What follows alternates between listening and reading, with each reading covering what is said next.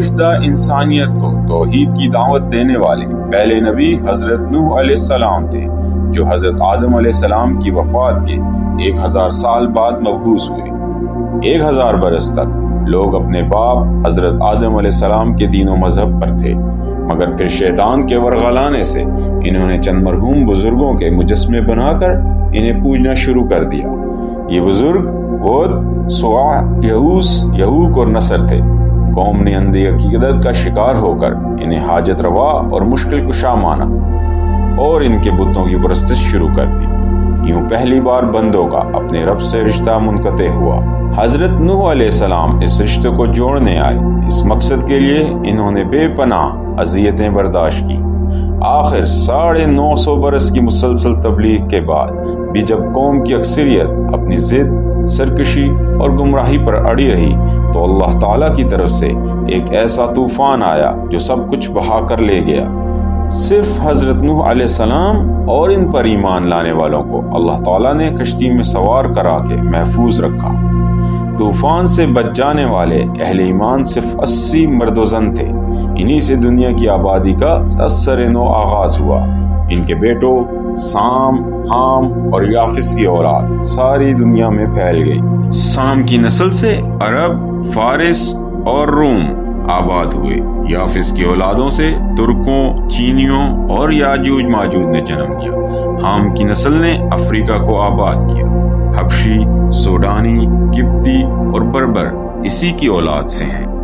حضرت نوح علیہ السلام اپنی اولاد کو اسی عقیدے پر چھوڑ کر گئے تھے جو حضرت آدم علیہ السلام کی میراث تھا، جس سے انسان اپنی روح اور دل کی گہرائیوں سے ابھرنے والے ان بنیادی سوالات کے جوابات پا لیتا ہے کہ اس کائنات میں میری حیثیت کیا ہے، کائنات کیسے بنی، کس نے بنائی، میں کیسے پیدا ہوا اور کیوں، پیدا کرنے والا کون ہے، اتنا بڑا نظام عالم پیدا کرنے سے اس کا مقصد کیا ہے، مرنے کے بعد کیا ہوتا ہے، اچھے اور برے کاموں کا بدلہ ملتا ہے یا نہیں، ملتا ہے تو کہاں اور کیسے۔ صحیح عقیدہ ان تمام سوالات کے جوابات دیتا ہے اور اسے دل کی گہرائیوں سے مان کر نسل انسانی بنیادی سوچ کے لحاظ سے ایک کنبہ بن کر جاتی ہے۔ پھر لسانی، علاقائی اور اقتصادی اور ثقافتی اختلافات ان کے درمیان اجنبیت کی دیوار کھڑی نہیں کر سکتے۔ مگر حضرت نوح علیہ السلام کے چند سو برس بعد انسانیت پھر گمراہی کے راستے پر چل پڑی تھی۔ چنانچہ ایک بار پھر انبیاء کرام کی بعثت کا سلسلہ شروع ہوا۔ پے در پے رسول بھیجے گئے۔ جزیرۃ العرب کی وادی میں آباد بت پرست قوم عاد کی طرف حضرت ہود علیہ السلام مبعوث ہوئے۔ یہ قوم طاقت، قد و قامت اور جنگجوئی میں بے مثال تھی، اور اسی گھمنڈ میں اس نے حضرت ہود علیہ السلام کی تکذیب کی۔ تب اللہ کی طرف سے تیز آندھی کا عذاب آیا جس نے ان کا استحصال کر دیا۔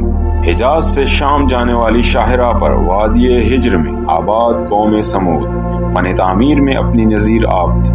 پہاڑوں کو تراش کر مضبوط مکانات بنانا ان کے بائیں ہاتھ کا کمال تھا۔ ان کی اصلاح کے لیے حضرت صالح علیہ السلام مبعوث ہوئے۔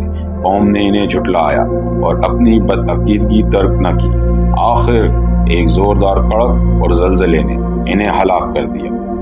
قوم عاد اور سمود سمیت عرب کی کئی قومیں ایسی تھیں جن کا نام و نشان بالکل مٹ گیا۔